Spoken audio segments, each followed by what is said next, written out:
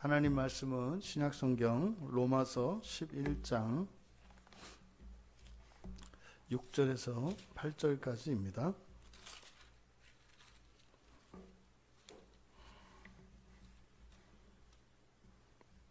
우리 같이 한 목소리로 함께 읽겠습니다. 만일 은혜로 된 것이면 행위로 말미암지 않음이니 그렇지 않으면 은혜가 은혜되지 못하느니라. 그런즉 어떠하냐? 이스라엘이 구하는 그것을 얻지 못하고 오직 택함을 입은 자가 얻었고 그 남은 자들은 우둔하여 졌느니라. 기록된 바 하나님이 오늘까지 그들에게 혼미한 심령과 보지 못할 눈과 듣지 못할 귀를 주셨다 함과 같으니라. 아멘. 아멘. 예, 은혜로 남은 자들 이라는 제목으로 이제 설교하려고 합니다. 본문의 내용은 구약으로부터 아브라함의 자손들 가운데 그리고 이제 모세의 율법을 갖고 모세의 언약 아래 그 자손들이 계속 이제 대를 이어서 내려왔는데 막상 예수님이 메시아가 이 땅에 오셨단 말이죠. 이 땅에 오셨는데 그러면 그 믿음의 자손들인 아브라함의 자손들 그들이 모두 예수님을 영접하지 않는 거예요.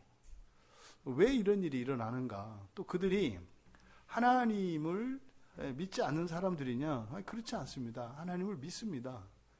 심지어는 율법을 지키려고 부더니도 애를 쓰고 살아왔던 사람들이란 말이죠. 그런데 그들 가운데에서 아주 일부의 사람들만 메시아이신 예수님을 그리스도로 영접하는 거죠. 왜 이런 일이 일어나는가? 여러분, 이 이야기는 오늘 우리들에게도 적용을 할 수가 있는 거예요. 우리가 예수님을 믿고 많은 사람들이 교회를 다녀요. 마치 구약에 아브라함의 자손으로 태어난 모든 이들, 그 가운데에서도 언약 아래 있다 하던 이런 이들까지도 마침내 예수님이 오셨을 때에 막상 예수님을 영접하는 사람들은 많지 않았다는 거죠. 그래서 우리도 마찬가지입니다. 우리들도 지금 교회 안에서 예배를 드리고 자칭 그리스도인이라 하는 사람들 누가 예수를 안 믿습니까? 다 예수를 믿는다고 한단 말입니다. 그러면 구약의 백성들이 그러했듯이 다시 한번 예수 그리스도께서 이 땅에 재림하시는 날이 오거든요. 그러니까 성육신 하셔서 아기 예수로 태어나시고 직접 사셨던 그것과 약간의 차이는 있습니다만 분명히 또 예수님께서 이 땅에 오셔서 1000년 동안 그들과 함께 다스리며 살아가시는 날이 있다고 해요. 그러면 예수님의 3년의 공생애 뿐만 아니라 그 33년의 기간 동안 예수를 그리스도로 인정하지 않았던 사람들이 있고 그것을 믿고 받아들였던 사람들이 있는 것처럼 이제 종말에 가까워 예수 그리스도께서 재림하시는 그 날에도 똑같은 일이 일어난단 말이에요. 그럼 이때의 문맥에서는 초림하셨던 예수 그리스도 그리고 더군다나 죽은 자 가운데서 다시 살아나시고 그리고 승천하신 사건을 역사적으로 경험한 사람들이에요. 근데 그 이후에도 예수님을 영접하지 않는 겁니다. 왜 이런 일이 일어날까? 그럼 우리가 똑같이 예수를 믿는데 왜 우리들은 마지막 날에 예수님이 재림하시는 그날에 모두 다 똑같을 것이라고 생각을 하는가? 그렇지 않다는 겁니다. 지금 이 로마서에서 다루고 있는 우리들에게 보여지는 이때보다는 이때 당시 바울 사도께서 이 로마의 그 교회 성도들에게 편지를 쓰셨던 때보다 우리들에게는 더욱더 이 말씀이 분명하고 생생하게 와닿아야 되거든요. 왜냐하면 이때는요 성경이 없어요. 아직 이렇게 두루마리들로 이렇게 편지들이 돌아다니지만 성경 전체를 읽어본 사람은 없어요. 거의 없어요. 그럴 기회도 없었습니다. 그래서 편지를 회람하는 정도 이 정도였었기 때문에 그리고 실제로 구약에 있는 두루마리들을 읽어낼 재간도 없었고요. 그러니까 사실은 이때 사도들에 의해서 복음이 선포되어질 때에 그 복음을 듣던 당시의 그리스도인들과 오늘날의 우리 그리스도인들 사이에는 어마어마한 차이가 있습니다. 지금은 너무나 분명하고 확실한 계시가 전달이 되죠. 그리고 실제로 누구나 그 하나님 말씀에 접촉이 가능하지 않습니까? 그런데 놀라운 것은 그때나 지금이나 시대적 상황이 너무나 다른데도 실상에 있어서는 크게 다르지 않다는 겁니다.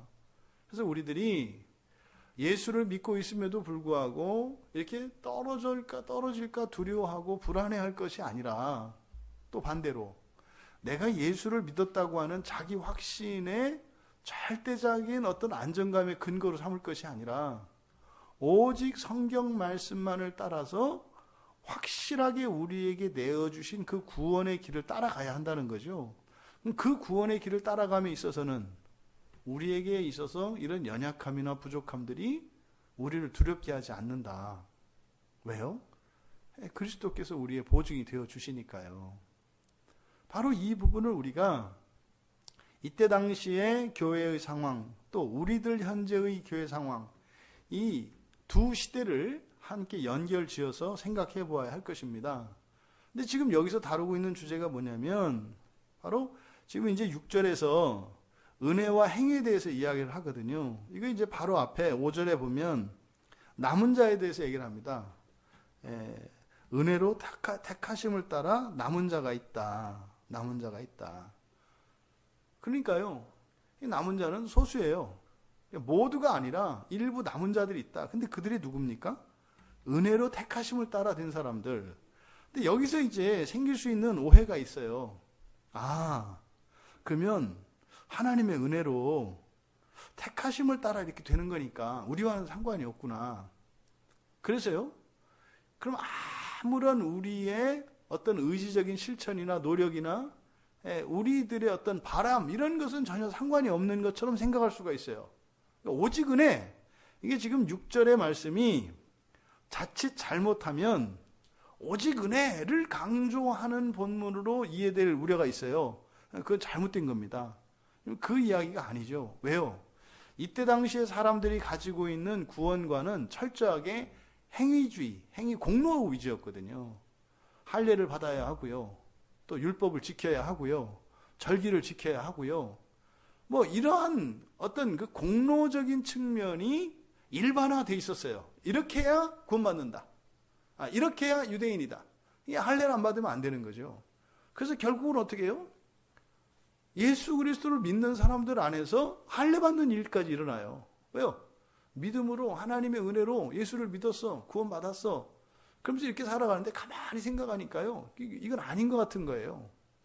그래서 하지 않아도 되는 구약의 율법을 멍해로 쓰고 다시 구약의 율법 속으로 들어가는 일들이 일어난단 말이에요. 그럼 보면요, 사람들은 이렇게 보면 율법을 따라 행하는 것과 행하지 않는 것 사이에 행하는 것이 더 낫다라는 생각이 드는 거예요. 그러니까요, 슬금슬금 사람들이 은혜에서 행위 쪽으로 옮겨져 가는 겁니다.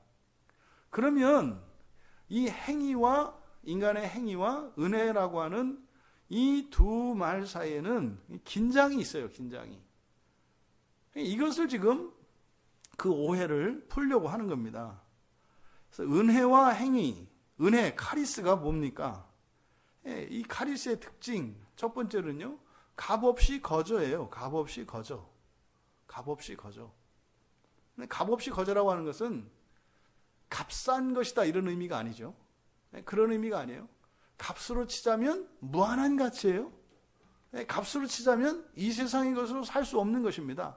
그러니까 무한한 가치를 가지고 있는 것을 값없이 거저주는 것, 이게 은혜의 핵심이죠. 근데 그게 어떻게 그런 일이 일어납니까? 예수 그리스도에 의해서 일어나는 거예요.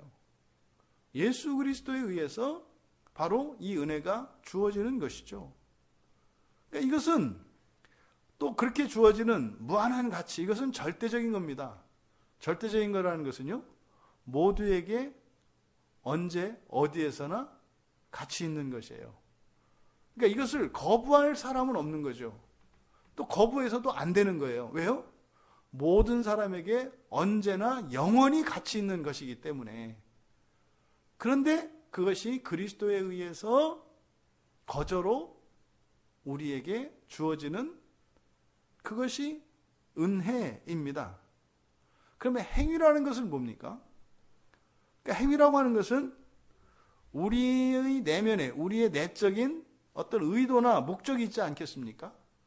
나의 의도나 목적을 이루는, 내가 이루는 행위, 그것을 이루기 위한 행위, 이것이 바로 행위라고요. 그러니까 내 뜻을, 내가 목적한 바를 이루기 위해서 그것을 이루기 위해서 내가 하는 행위, 이게 행위인 거죠. 그러니까 행위와 은혜라는 것은, 행위는 사실은 제한된 나의 능력으로 또 상대적인 가치를 내가 이루기 위해서 하는 노력이나 수고를 말하는 것이고, 은혜라고 하는 것은 절대적인 가치를 외부로부터, 근데 누구에 의해서?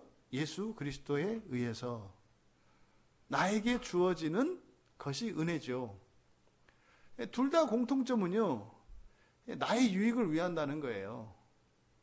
근데 차이점은 행위는 상대적인 것이고 제한적인 것이고 또 나에 의한 것이고, 근데 은혜는 절대적인 것이고 이것은 영원하고 무한한 것이고 밖에서 이루어지는 일이고, 그러니까 그리스도에 의해서 이루어지는 것이다. 이 차이인 거죠.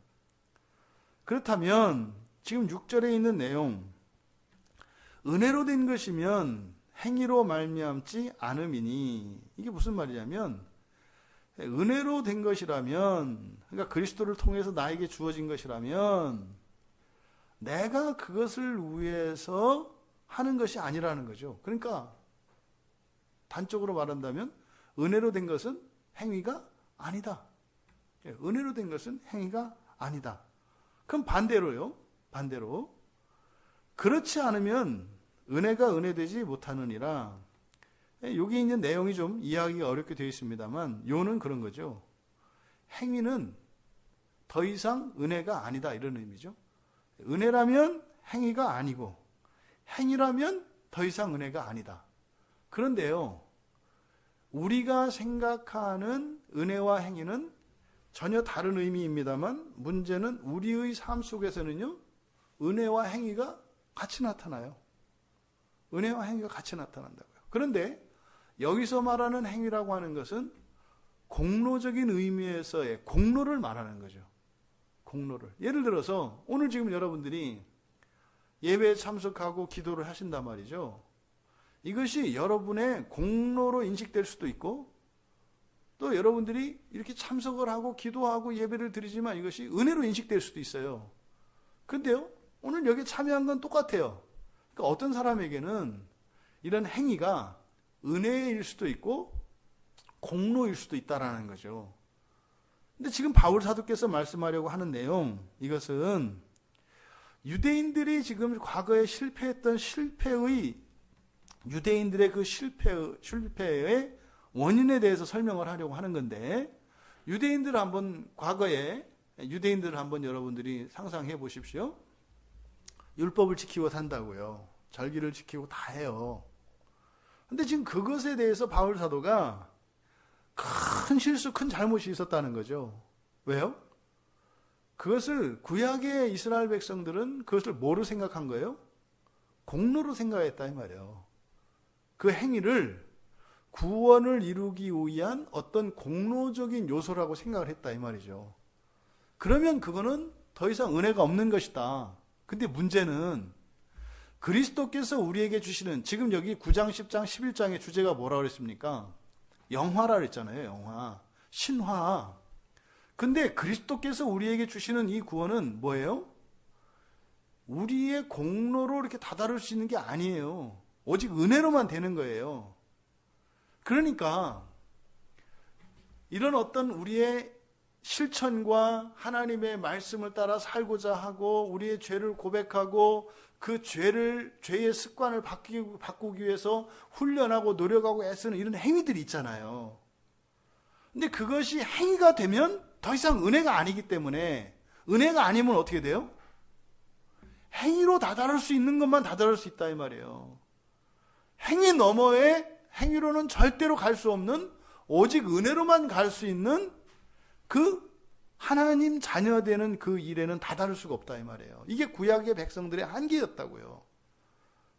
이게 구약의 이스라엘 자손들이 했던 건 뭐예요? 그냥 가나안 땅에 있는 그 땅을 통해서 그 부귀영화를 누리고, 고작해서 뭐예요?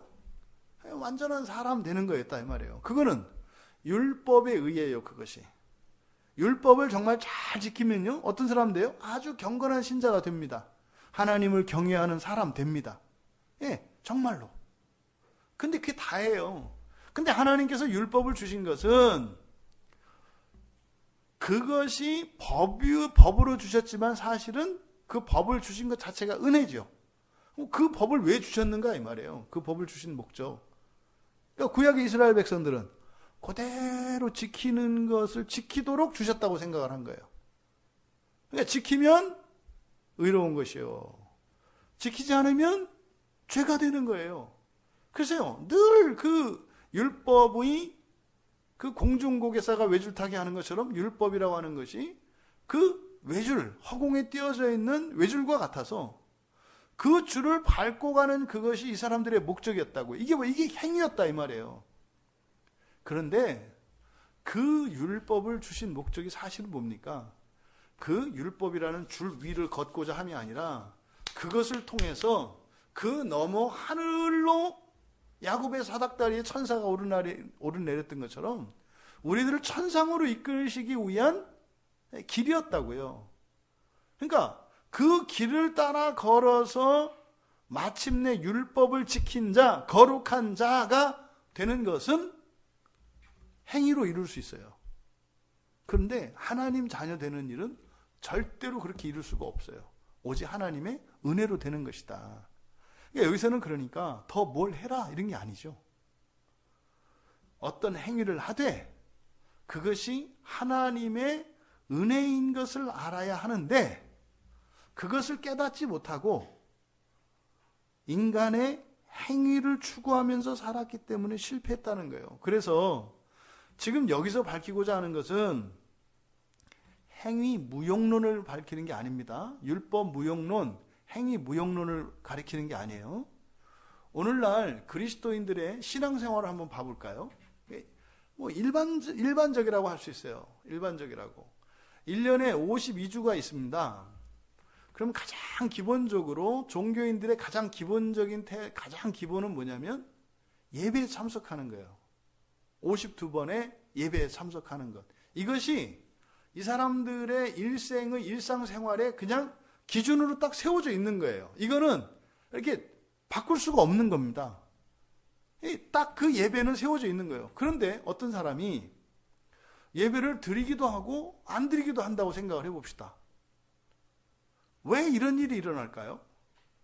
마치 은혜라고 하는 말이 우리의 이런 모든 행위로부터 이렇게 방종에 이르러도 괜찮다라는 착각을 하고 있단 말이죠.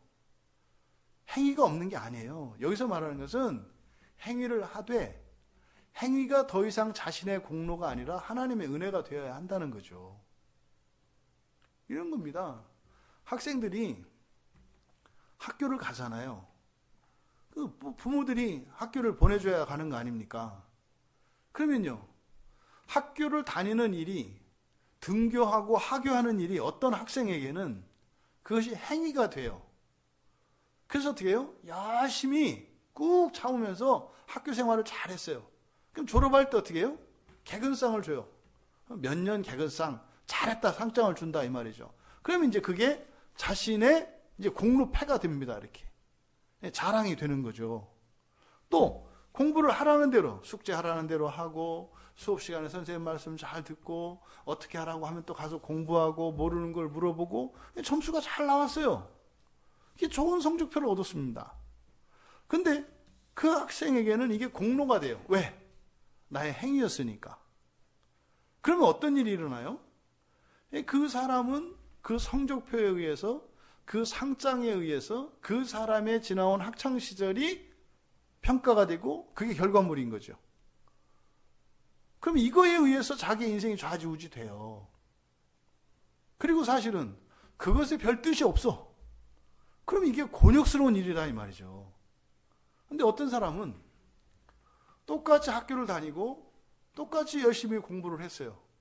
그런데 그 학창 시절을 생각하면서 내가 1등을 했는지 뭐 개근을 했는지 뭐 이게 아니라 학교를 보내주신 부모님이 감사하고 가르쳐준 선생님이 감사한 거예요. 여러분, 공로적으로 학교를 다니는 사람과 은혜적으로 학교를 다니는 사람 차이에는 차이점이 뭐예요? 이건 사람이 자라요. 하나님의 은혜, 그러니까 부모님의 은혜, 선생님의 은혜, 이것을 깨달은 사람은요, 사람이 커집니다. 이렇게 큰 그릇이 돼요. 그런데요, 공로적으로 다니는 사람은요, 사람이 커지는 게 아니라 그 사람의 능력치만 커져요. 지식만 늘어나겠죠. 그럼 이 사람들이 뭐 초등학교, 중학교, 고등학교, 대학원을 다 다녔다고 칩시다. 한 사람은요, 거인 같은 사람이 돼 있어요. 그래서요, 세상을 품는 사람이 돼 있어요. 근데 또 한 사람은요, 저밖에 모르는 인간이에요. 그리고요, 나보다 못한 사람들은 깔보고, 나보다 나은 사람들한테는 기죽고, 그러니까요, 만만한 사람들끼리 패거리 져서 살려고 하는 이런 일이 일어나는 거예요. 공로냐, 행위냐, 은혜냐라고 하는 것은 어떻게 살아야 하는 게 아니에요. 여기에 밑에 깔려 있는 건 뭡니까? 우리가 성경에서 우리에게 주신 하나님의 말씀을 따라 살아가되, 이게 전제되어 있는 거예요. 살아가되, 이것을 나의 행위로, 나의 공로로 삼으며 살아가는 것과, 그렇게 말씀을 따라 살아가되 이것을 하나님의 은혜로 살아가는 요 대조를 지금 하려고 하는 거다 이 말이죠. 이게 오늘날 그리스도인 우리들을 보면은요, 없어요. 그 공로가 이제 하늘에 달하죠. 사실은요, 매주 예배 나오는 사람보다 어쩌다 한 번 더 예배를 나오는 사람들이 훨씬 더 공로의식이 강합니다. 왜냐하면 매주 나와야 되는 사람들은 당연히 매주 나와야 된다고 생각하는데, 어쩌다 한 번 나오는 사람들은 내가 사실은 한 달에 한 번만 나와도 되는데 2번이나 나왔다는 공로의식이 있어요. 횟수에 있는 게 아니에요. 횟수에 있는 게. 그러니까 마치 철부지들이 밥 먹으면서 자랑하는 거라니까요. 엄마, 내가 밥 다 먹었다? 이거 뭐예요? 잘했다는 거죠. 내가 다 먹어줬어. 그러니까 돈 내놔. 뭐 이런 거 아니에요. 이게 지금 유대인들, 과거 이스라엘 자손들이, 구약의 백성들이 살았던 삶의 방식이 그런 거였다는 거죠. 만약에 그렇게 율법을 지키고 그대로만 살아라, 뭐 그게 다라면 뭐 율법을 주시겠어요. 예? 무슨 뭐 언약을 맺고 그런 걸 왜 해요? 그냥 법을 주시면 되지. 그러니까 지금 5절에 있는 내용을 지금 6절에서 다시 한번 부가적으로 설명을 한 거죠. 그러니까 바로 앞에 있는 5절에서 남은 자 말입니다. 남은 자. 이 남은 자들, 여기서 은혜로 택하심을 따라 남은 자. 그러니까 이 남은 자, 5절에서 말하는 남은 자가 누구예요? 유대 기독교인이죠. 유대인으로서 이제 유대교에서 기독교로 개종한 유대 기독교인들을 말하는 거죠. 그러니까 항상 하나님의 은혜로 그 택하심을 받은 사람들은 뭐예요? 항상 있어요. 항상 있어요. 항상. 근데 왜 모든 사람들이, 모든 하나님의 백성들이 거기에 참여하지 못하는가? 이게 이제 질문이 든다고요. 아니, 아브라함의 자손이면 다 언약의 자손이고, 그러면 하나님의 택하심을 받은 사람들이고, 부르심을 받은 사람들이고, 그런데 왜 끝까지 남지를 못하는가? 누구는 남고 누구는 왜 안 남는가? 그랬더니 뭐예요? 택하심을 받고 은혜를 입은 자가 남는데요. 그럼 밖에 있는 사람은 뭐고 안에 있는 사람은 뭔가? 여러분, 여기서 남겨진 사람들, 이 사람들과 남겨지지 않은 사람들 사이에 한 사람은 우리 식으로 얘기하면 교회로 왔고 한 사람은 교회를 안 왔고 이런 게 아니에요. 오히려 남은 자가 교회 안 왔을 수도 있고 그 남겨진 자에 속하지 않은 이들이 오히려 교회에 나왔을 수도 있어요. 왜요? 교회 나오면서 그걸 자기 공로로 나온다면, 하나님의 은혜로 인식하지 못했다면 5절에 있는 이 은혜의 택하심을 따라 남은 자 속에 속해 있지 않는 거예요. 이것을 우리가 기억해야 합니다. 하나님은 그의 백성들을 결코 버리신 적이 없어요. 하나님은. 근데 문제는 하나님의 백성들은 모두 하나님의 부르심 안에 들어가지는 않는다는 사실이에요. 하나님은 버린 적이 없어요. 버리질 않으세요. 근데 하나님의 백성들은요, 전부 그 안에 들어가는 것은 아니에요. 바울 사도에게는 동족의 구원에 대한 갈증이 있어요. 간절한 소원이 있어요. 그래서 사실은 바울이 예수 그리스도를 믿고 난 뒤에 여전히 유대교에 남아있는 그들을 향한 가슴 아픈 마음이 있어요. 왜 저들은 저럴까? 그 사람들이 문제 있는 사람들 아니에요. 열심히 사는 사람들이고요. 하나님을 경외하는 사람들이고요. 정말 도덕적으로 또 여러 가지 면에서 다른 사람들에게 모범이 될 만한 사람들이에요. 성실하죠. 정직하죠. 열심히 살아요. 하나님 말씀 열심히 보고요. 기도하고요. 그렇게 산다고요. 그런데 예수를 믿는 일엔 돌아오질 않아요. 이 딜레마가 있는 거예요. 근데 보니까 저러면 안 되거든요. 근데 그 근본적인 원인이 뭐라는 겁니까? 하나님의 은혜를 자신들의 행위로 착각하고 있기 때문이라는 거예요. 그런데 동족이 버림받는 것이 아니라 결국에는 어떻더라? 남겨져 있더라. 절대로 끊어지지 않고 남겨져 있더라. 그래서 행위와 이 은혜 사이의 긴장에 대해서 바울 사도께서 이렇게 말씀을 하고, 그런즉 어떠하냐? 이스라엘이 구하는 그것을 얻지 못하고 오직 택하심을 입은 자가 얻었고 그 남은 자들은 우둔하여 졌느니라. 여기서 남은 자는 5절의 남은 자와 다릅니다. 5절의 남은 자는 은혜로 남은 자들이잖아요. 근데 여기서 남은 자들이라고 하는 것은 은혜를 거부한 사람들이에요. 은혜를 받아들이지 않은 사람들. 그래서 7절의 남은 자는 로이포스예요. 5절의 남은 자는 레임마라 그랬잖아요. 로이포스예요. 로이포스는 그것을 받아들이지 않은 사람들입니다. 그러니까 이 로이포스라고 하는 것은 우둔해진 자들이죠. 우둔해진 자들. 그 남은 자들은 우둔하여 졌느니라. 우둔하여진 자들. 우둔하여졌다는 것은 뭐예요? 은혜를 받아들이지 않은 거예요. 은혜를 받아들이지 않고 자기의 행위를 자신의 공로로 삼고 있는 사람들이죠. 그러니까 이들은 사실은 결국엔 안으로 들어와야 할 사람들이에요. 아직 들어오지 않은 사람들이죠. 근데 여러분, 이 사람들 때문에 어떤 일이 일어납니까? 바울 사도가 놀라운 걸 깨달은 거예요. 이들로 인해서 이방인들이 돌아오게 돼요. 이방인들이. 원래 하나님의 언약의 백성들이 이렇게 한 덩어리란 말이에요. 하나하나. 근데 이 가운데에서 하나님의 은혜를 받아들이지 않고 이렇게 은혜 바깥에서 공로를 이렇게 쩍 하고 갈라져요. 그러니까 요 틈이 이렇게 생기잖아요. 요 틈에 이방인들이 접붙여 들어오는 것을 바울 사도가 발견한 거예요. 아, 이게 우리 동족을 버리시거나 버림받는 게 아니라, 왜 버리는 게 아니라는 것을 알게 됐어요? 단 한순간도 남은 자가 끊기는 적이 없어요. 늘 있어요, 늘. 그러니까 이게 지금 우리 동족은 한 동족인데 이렇게 다 떨어져, 왜 누구는 되고 안 되고 이렇게 생각했는데 그게 아니라, 이게 떨어져 나간 게 아니라 벌어진 거죠, 일시적으로. 그러면서 그 안에를 누가 채워요? 이방인이 접붙여져서 채워지고 있는 것을 바울 사도가 깨달은 거예요.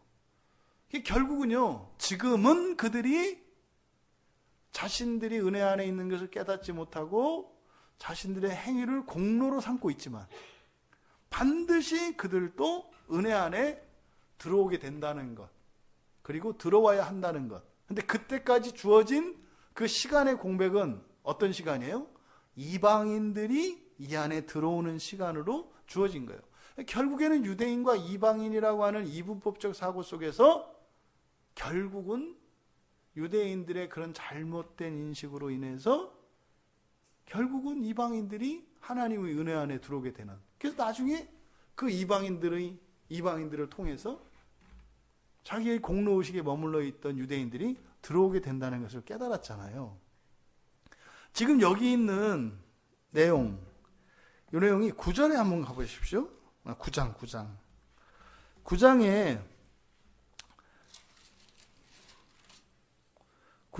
끝부분 30절에서부터 33절까지 이제 보면 지금 여기에 문맥 6절, 7절, 8절 요 문맥이 지금 9장의 끝부분하고 매우 유사하게 비슷하게 되어 있어요. 이제 30절부터 제가 읽어드리겠습니다. 9장 같이 보실게요. 그런즉 우리가 무슨 말을 하리요? 의를 따르지 아니한 이방인들이 의를 얻었으니 곧 믿음에서 난 의요. 의의 법을 따라간 이스라엘은 율법에 이르지 못하였으니 어찌 그러하냐? 이는 그들이 믿음을 의지하지 않고 행위를 의지함이라. 부딪힐 돌에 부딪혔느니라. 기록된 바 보라 내가 걸림돌과 거치는 바위를 시온에 두노니 그를 믿는 자는 부끄러움을 당하지 아니하리라. 지금 6절, 7절, 8절이 지금 9장의 끝부분 30절에서 33절까지의 내용의 반복이라고 볼 수가 있어요. 같은 내용을 다루고 있어요. 그리고 문장 구조도 비슷합니다. 그러니까 지금 8절에 보면 기록된 바 이렇게 되어 있잖아요. 그러니까 9장 33절에도 기록된 바 이렇게 되어 있잖아요. 그러니까 내용이 같은 내용이에요. 똑같은 내용을 반복하고 있어요. 그래서 앞서 제가 설명한 것처럼 바로 유대인들에게서 일어나는 분리현상, 이것은 영원한 분리, 영원한 버림이 아니라 일시적인 분리현상이고 그 사이에 이방인들이 끼어 들어오는 그런 계기가 되었다, 이렇게 말씀을 드린 거죠. 그러면 9장 31절에 보시면 9장 31절에 의의 법을 따라간 이스라엘, 율법에 이르지 못했다, 이렇게 되어 있거든요.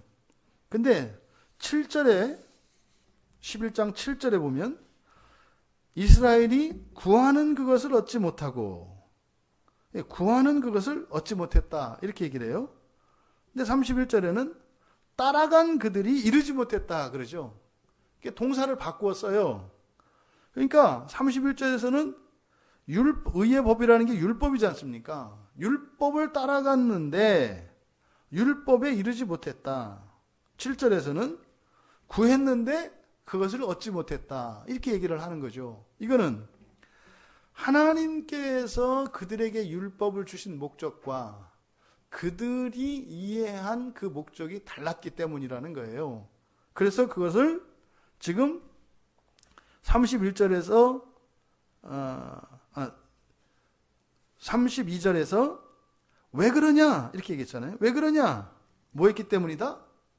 믿음을 의지하지 않고 행위를 의지하기 때문에. 여기서는 믿음과 행위를 가지고 얘기했잖아요. 그런데 이것을 11장에서는 은혜로 얘기를 한다고요. 은혜와 행위로 이야기를 해요. 그러니까 은혜라는 것은 그리스도로 말미암아서 우리에게 주어지는 것이기 때문에 믿음을 의지했을 때 그 은혜를 받는 거죠. 그런데 지금 7절에서는 뭐라고 얘기했냐면 얻지 못하고 오직 택하심을 입은 자가 없고 남은 자들은 우둔하여졌다, 이렇게 얘기를 합니다. 우둔하여졌다. 우둔해졌다는 것은 알지 못한다는 거죠. 그러니까 이스라엘 백성들에게 율법을 하나님이 주셨을 때요, 그냥 그들은 율법을 지키면 세상에서 가장 뛰어난 민족이 된다고 생각을 했어요. 그냥 이 세상에서 가장 뛰어난 민족이 된다고 생각했어요. 이건 오늘날 그리스도인들이 예수를 잘 믿으면 부자가 되고 출세하고 성공한다는 것과 같은 이치예요. 예수를 믿는 게 다른 신을 믿는 것보다 더 나아, 이렇게 생각했다는 거죠. 여러분, 예수를 믿는 일은 이 세상에서 다른 어떤 것보다 더 나아지는 이런 게 아니에요. 이 세상을 떠나는 거라니까요. 이 세상을 초월하는 거라니까요. 근데 사람들은 자꾸만 이 세상에 있는 다른 것과 비교해서 좀 더 나은 것이라고 생각을 한다 이 말이죠. 이걸 뭐라고 한다? 우둔해졌다고 한다 이 말이에요. 우둔해졌다.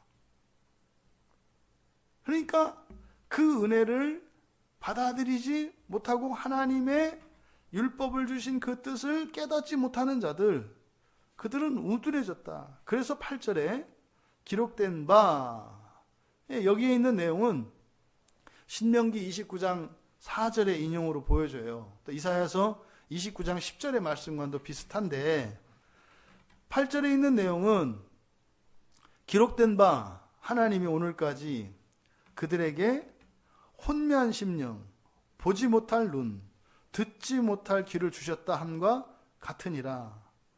그러니까 왜 사람들이 그 영화, 하나님의 아들 되는 그것을 받아들이지 못하느냐. 첫째, 기독교 신앙이라고 하는 것이 사람의 행위로 뭔가를 이루는 것이라고 생각을 한다. 사람으로는 절대 할 수 없는 하나님의 은혜로 주어지는 것인데 사람이 이루는 것이라고 생각을 한다. 그러니까요, 인간의 최고의 능력치, 인간의 상상의 한계가 목표가 될 거 아니에요. 그게 뭐겠어요? 최고로 훌륭한 사람이에요. 성인 군자와 같고, 돈, 재산, 권력 뭐 다 가지고, 뭐 건강 뭐 다 가진 사람. 왜 그것도 사실 우리가 상상하는 거지 불가능하잖아요. 그러니까 예수를 잘 믿었을 때 되는 최고의 무엇, 이것을 하나님의 은혜 안에, 다시 말해서 보세요. 절대 가치라고 그랬죠. 최고의, 그러니까 하나님이 주시려고 하는 그것이 아니라 우리의 행위, 우리 안에 상상할 수 있는, 우리 안에서 꺼낼 수 있는 최고의 무엇을 추구하기 때문에 하나님 자녀가 되는 것이다라는 하나님의 이 구원의 계획이 받아들여지지 않는다 이 말이에요. 그걸 우둔해졌다 이렇게 얘기한 거고, 8절에서는 다 눈 멀고 귀 먹고 그리고 영혼이 혼미해졌다, 흐려졌다 이렇게 얘기를 하는 거죠. 신명기 29장 4절은 이렇게 되어 있습니다. 그러나 깨닫는 마음과 보는 눈과 듣는 귀는 오늘 여호와께서 너희에게 주지 아니하셨느니라. 그러니까 깨닫는 마음, 보는 눈, 듣는 귀를 주지 않으셨다 이렇게 얘기한다고요.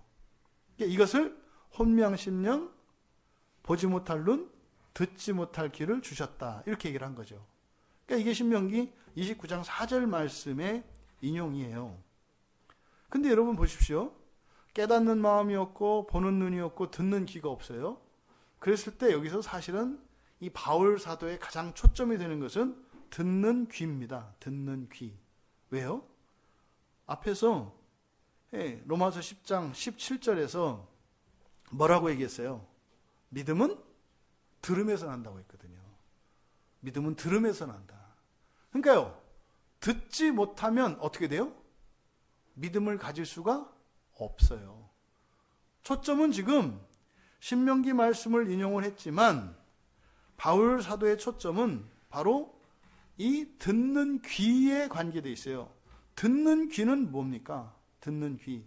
여러분, 무엇을 듣느냐죠, 사실은. 이사야서 29장 10절을 보면 이렇게 되어 있어요.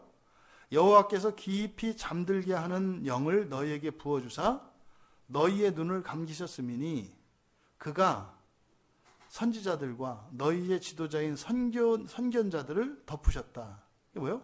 잠들게 하는 영이 주어졌는데 그 잠들게 하는 영이 어떻게 했다? 너희의 눈을 감겼대요. 근데 왜 눈이 감겨요?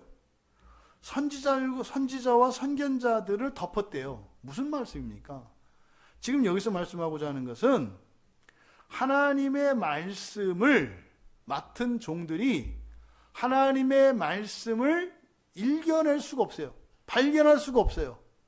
그러면요, 하나님의 말씀이 아닌 엉뚱한 말을 하면 아무리 귀가 열린 사람도 들을 게 있어야 듣죠. 들을 게 있어야 듣죠. 근데 실제로 당시에 그랬던 거죠. 그래서 이사야서 29장 11절에 10절에 이어서 11절에는 뭐라고 얘기하냐면 그렇게 돼요.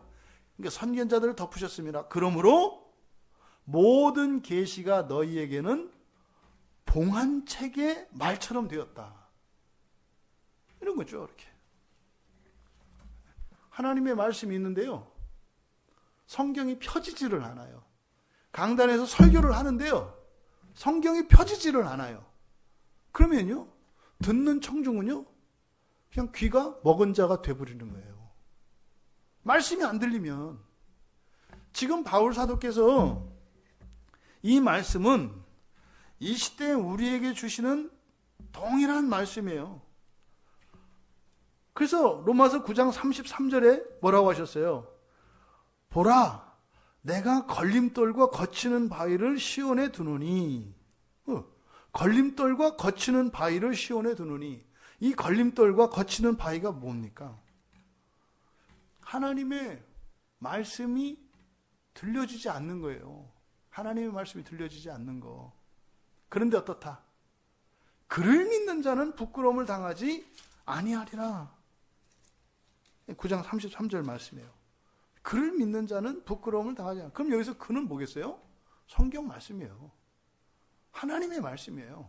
하나님의 말씀을 믿는 자는 부끄러움을 당하지 않을 것이다.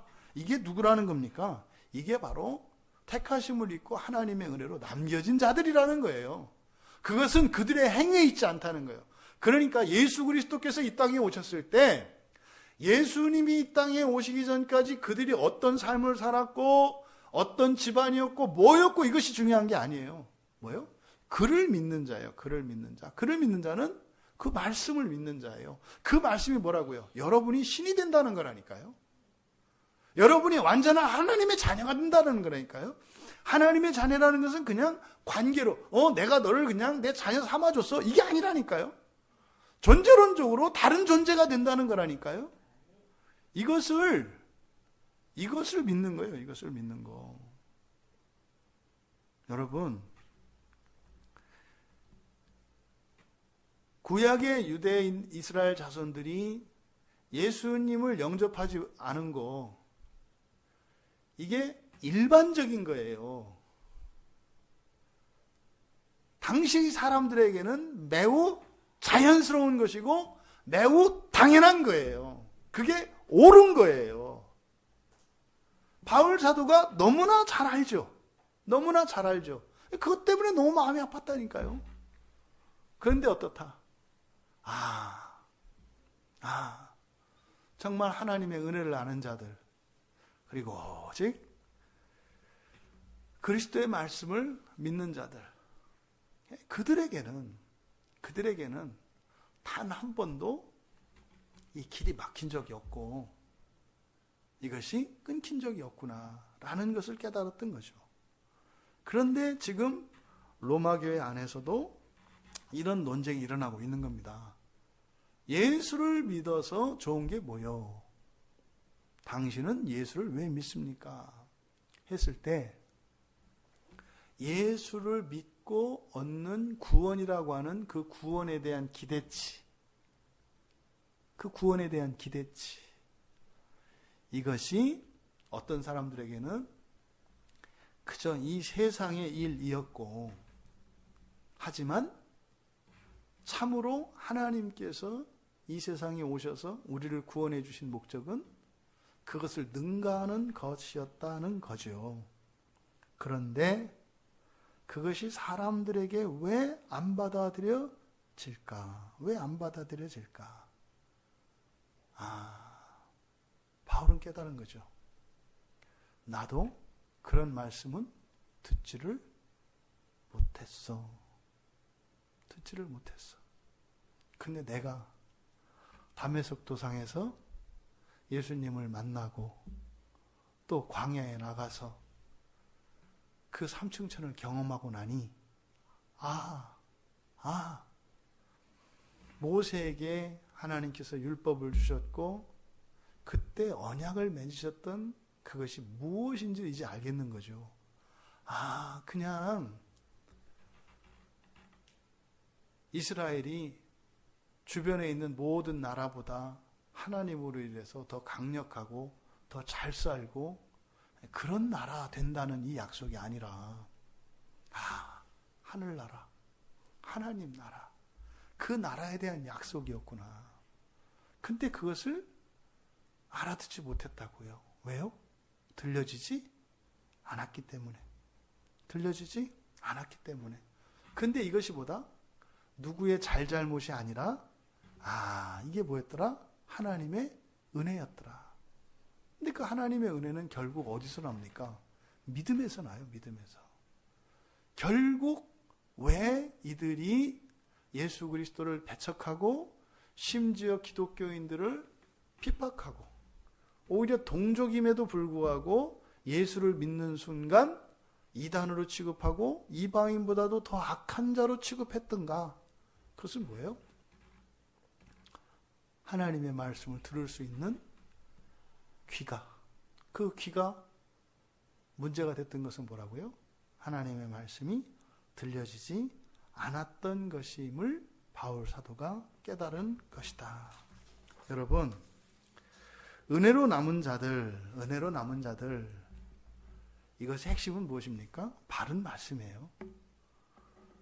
하나님께서 우리를 택하시고 우리를 부르시고 우리를 예정하신 바 마침내 이루시고자 하시는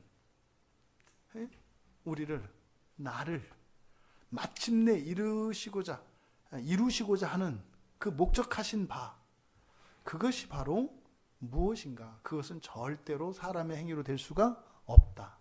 오직 하나님의 은혜로만 된다. 그런데요, 하나님의 은혜로 간다고 하는 것은 일체의 행위나 실천이 없는 것이 아니라는 거예요. 하나님의 말씀은 지켜져야 합니다. 절대적이고 유일한 기준이에요. 그것을 따라 실천이 있어야 합니다. 하지만 그것으로 이루는 건 아니에요.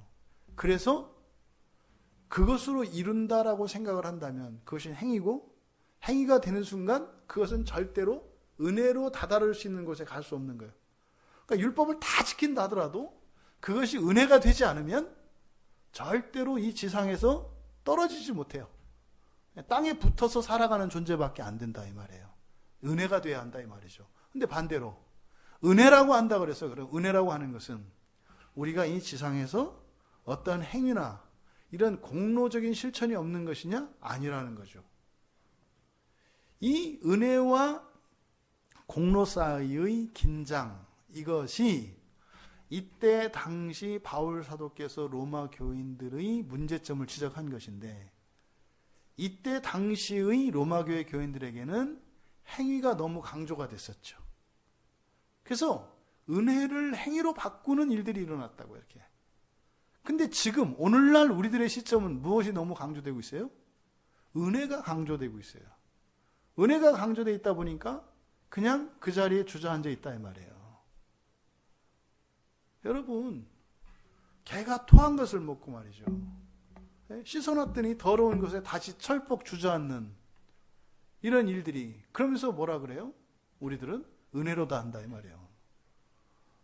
내가 토한 걸 다시 먹어도, 내가 쌓아놓은 똥에 다시 주저앉아도 하나님의 은혜로 나를 하실 것이다. 그런 거 없다 이 말이에요. 여러분, 나와야 합니다. 나와야 합니다. 더러운 곳에서 나와야 합니다. 죄된 것에서 나와야 합니다. 악한 것에서 나와야 합니다. 그런데 나와서 하늘나라로 내 힘으로 가는 건 아니죠. 근데요, 그 하나님의 은혜 안에 있는 사람들은 나와야 해요. 이게 뭡니까? 회개죠. 회개의 핵심은 뭡니까? 땅에 매여 있는 것들을 끊어내고 하늘을 향하여 올라가는 거예요. 회개의 핵심은. 그래서 구체적으로는 우리들이 하나하나의 죄를, 이것이 죄가 죄인 것을 깨닫고 그것과 결별하기를 원하고 하나님께 은혜를 구할 때 하나씩 이 땅에 매었던, 나를 이 땅에 붙잡아 매넣었던 끈들이 하나씩 끊어지는 거죠. 이게 회개예요, 회개. 그럼 회개를 하면 할수록 어떻게 돼요? 이렇게 구심력보다 원심력이 커지는 거예요. 구심력은 이 땅에서 땡기는 힘 아닙니까? 원심력은 하늘에서 땡기는 힘이에요. 보통은 사람들이 팽팽한 상태에 있다고요. 회개를 하면은 땅에서 끄는 이 구심력의 끈이 하나 딱 끊어지는 거예요. 이 강철줄이 하나 딱 끊어져. 그러면요, 미세한 변화이겠습니다만 원심력이 바깥으로 나가는 힘이 더 이렇게 커지는 거죠. 하지만 이렇게 해서 가는 것은 아니다. 마침내 주님이 오셔서 우리를 들어 올리실 것입니다. 여러분, 은혜와 행위에 대한 이 개념을 잘 정리하셔야 됩니다. 하나님의 은혜가 행위를 제한하지 않아요. 우리의 행위가 하나님의 은혜를 갉아먹지 않습니다. 근데 지금 바울 사도께서 여기서는 은혜라면 행위가 아니고 행위라면 은혜가 아니다라고 하는 것은 뭐예요?